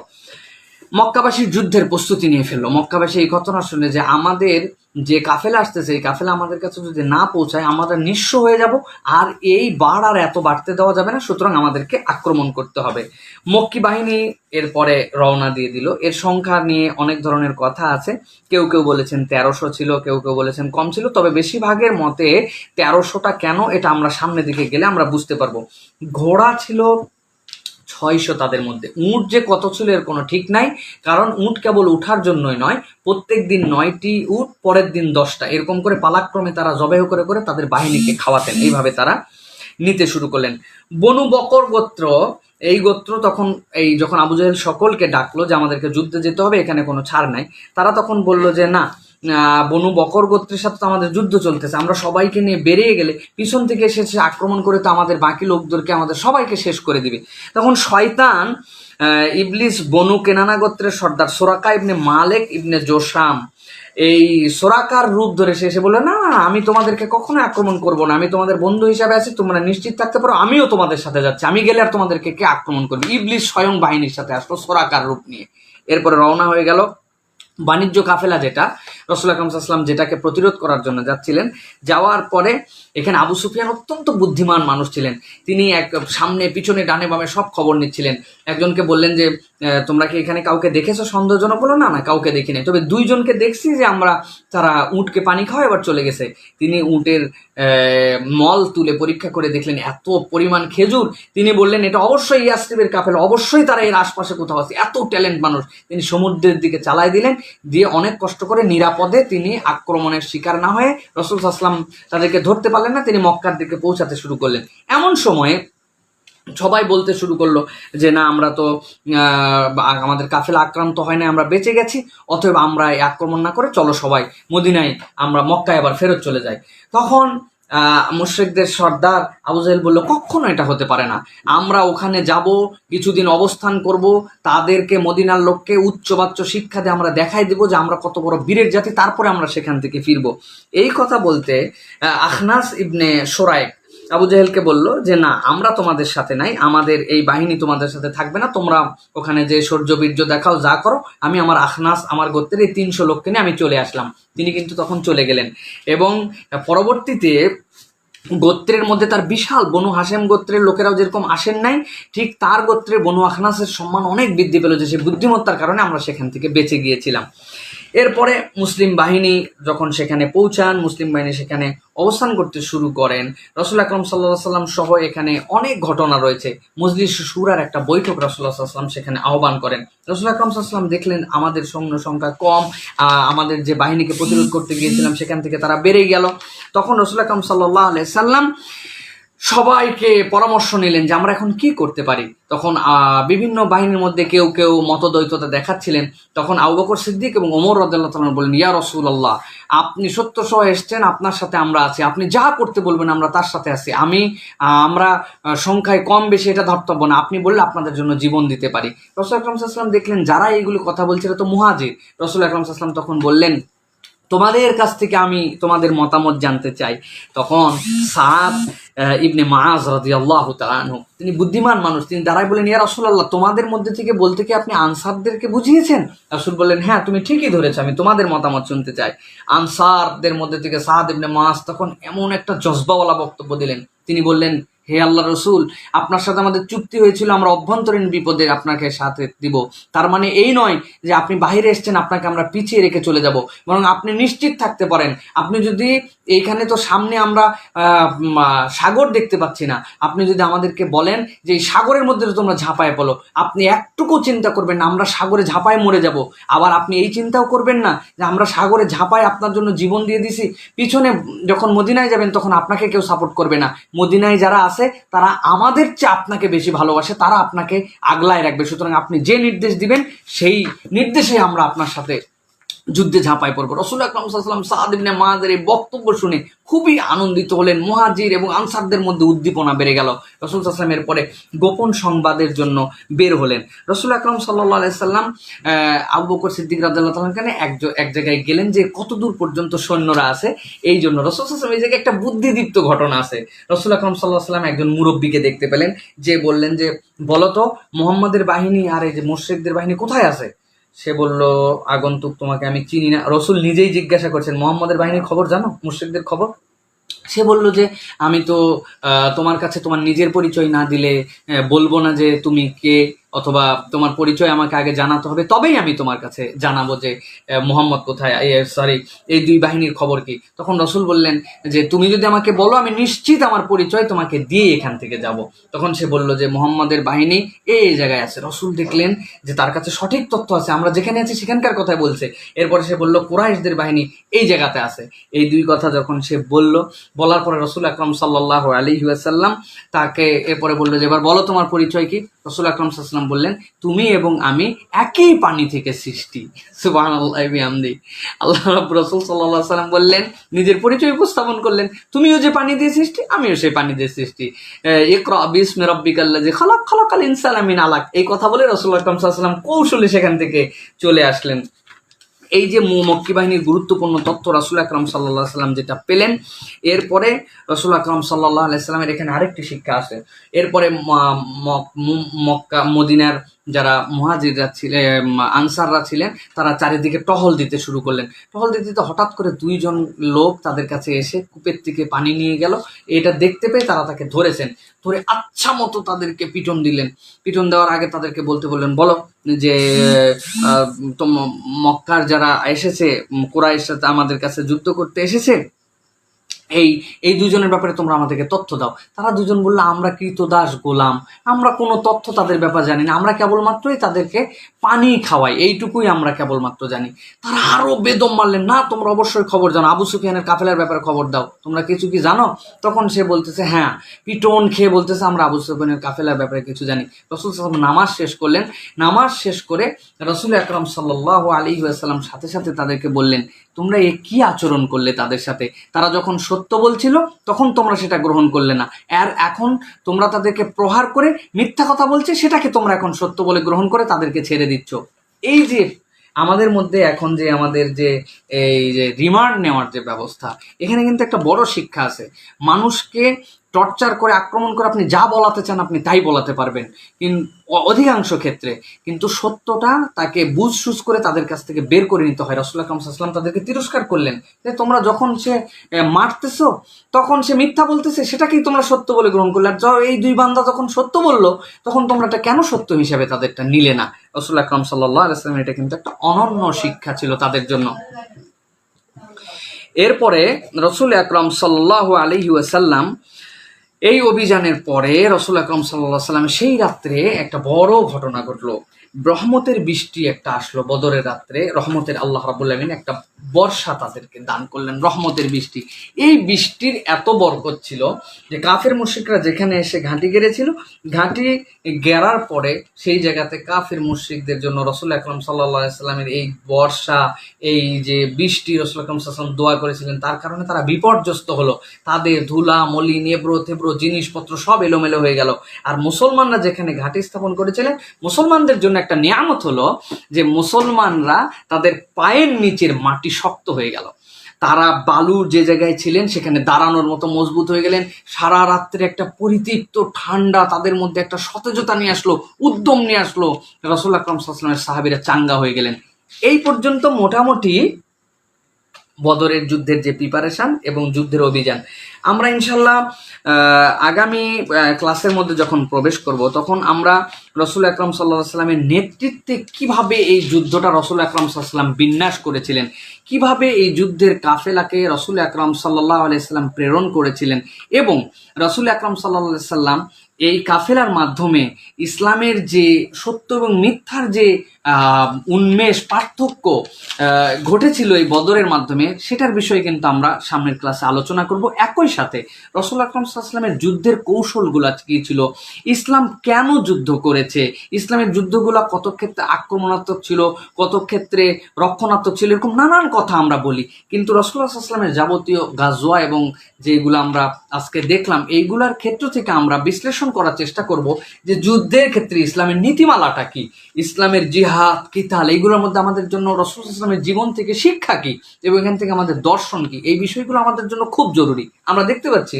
এখন মুসলিম বিশ্বে একটা শ্রেণী যুদ্ধ বা রাসূলুল্লাহ সাল্লাল্লাহু আলাইহি ওয়াসাল্লামের জিহাদ এই আলোচনাকে উপেক্ষা করে। তারা এমন একটা ভাব দেখাচ্ছেন যে ইসলামের জিহাদ নামে কিছুই নেই, মুসলমানদেরকে কখনোই আর মুজাহিদ হতে হবে না, মুসলমানদেরকে কখনোই আর যুদ্ধে মনে যেতে হবে না। আবার আরেকটা দল কোনটা যুদ্ধ কিভাবে করতে হবে তার জন্য সূত্র কি এগুলো কিছু না বুঝে যে কোনো মানুষজনকে মারা, বিভিন্ন সংখ্যা নিজেদের গোষ্ঠীর মধ্যে বিভিন্ন কিছু না আক্রমণ করে তারা কিন্তু এটাকে একটা এখন সন্ত্রাসের রূপান্তর করেছেন। সুতরাং এগুলো কোনোটার সাথে ইসলামের অস্তিত্ব নেই। রাসূল আকরাম সাল্লাল্লাহু আলাইহি ওয়াসাল্লামের জীবন থেকে আমরা এগুলো বোঝার জন্য চেষ্টা করব। তাহলে আজকে আমরা রাসূল সাল্লাল্লাহু আলাইহি ওয়াসাল্লামের মদিনার রাষ্ট্রটা কিভাবে রাসূল সাল্লাল্লাহু আলাইহি ওয়াসাল্লাম ভিত্তি করেছিলেন, কিভাবে এটা প্রতিষ্ঠার ক্ষেত্রে অগ্রগামী হয়েছিলেন, রাসূল সাল্লাল্লাহু আলাইহি ওয়াসাল্লামের আভ্যন্তরীণ কৌশল কি ছিল, রাসূল সাল্লাল্লাহু আলাইহি ওয়াসাল্লামের বাহ্যিক কৌশল কি ছিল, মানুষের মধ্যে ভ্রাতৃত্বের কৌশল কি ছিল, এবং যে সকল পদ্ধতিগত কারণে রাসূল সাল্লাল্লাহু আলাইহি সাল্লামকে এই যে যুদ্ধ তথা প্রতিরক্ষা ব্যবস্থা গ্রহণ করতে হলো, এই পর্যন্ত আসলাম। তার প্রথম যুদ্ধটা হচ্ছে বদর।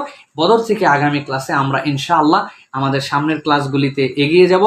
আজকে যারা আমাদের সাথে যুক্ত হয়েছেন আবারও সকলকে অসংখ্য মোবারকবাদ জানাচ্ছি। যারাই আমাদের সাথে আজকে শরীক হলেন, আল্লাহ রাব্বুল আমিন সকলের এই বৈঠকটুকুকে কবুল করেন। আমরা আজকে এখানেই শেষ করছি আমাদের আলোচনা। তবে অনুরোধ রেখে যাব, আমাদের আলোচনা শেষ হওয়ার পরে আপনারা ভিডিওটি শেয়ার করে দিয়ে রাখবেন। আর পূর্বের ক্লাস যারা দেখতে পান নাই, আমাদের পেজের প্লেলিস্টের মধ্যে আপনারা যেতে পারেন। সেখানে যাওয়ার পরে সিরা কোর্স রওদা ইনস্টিটিউটের নামে আলাদা প্লেলিস্ট বানানো আছে, সেখান থেকে আপনারা কিন্তু এই ক্লাসগুলোতে শরীক হতে পারেন। ওমা তৌফিকে ইল্লা বিল্লাহ। আসসালামু আলাইকুম ওয়া রাহমাতুল্লাহি ওয়া বারাকাতুহু।